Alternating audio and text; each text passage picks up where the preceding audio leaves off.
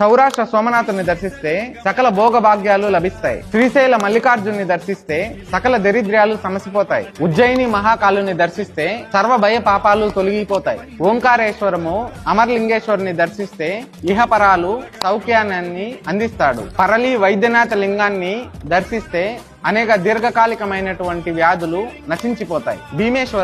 భీమేశ్వర లింగాన్ని దర్శిస్తే శత్రు జయం కలిగి అపమృత్యువు తొలగిపోయి శత్రువులపైన విజయం లభిస్తుంది, ఆపదలు తొలగిపోతాయి. రామలింగేశ్వరుని దర్శించి కాశీలో గంగాజలంతో అభిషేకం చేస్తే మహోన్నతమైన పరమ పవిత్రమైనటువంటి పుణ్యాన్ని పొందుతారు. ద్వారక నాగేశ్వరుని దర్శించిన మహాపాతకాలు ఉపపాతకాలు నశించిపోతాయి. కాశీ విశ్వేశ్వరుని దర్శిస్తే సకల బంధాల నుంచి విముక్తి కలిగి కర్మబంధనాలు తొలగిపోతాయి. నాసిక్ త్రయంబకేశ్వర స్వామిని దర్శిస్తే సకల కోరికలు నెరవేరుతాయి, ఆపదలు తొలగిపోతాయి. హిమాలయ కేదారేశ్వర స్వామిని దర్శించినటువంటి వారు ముక్తిని పొందుతారు. వేరులు కృష్ణేశ్వర లింగాన్ని దర్శిస్తే ఇహపర లాభాలు కలగజేస్తాడు, సుఖభోగాలని అందిస్తాడు.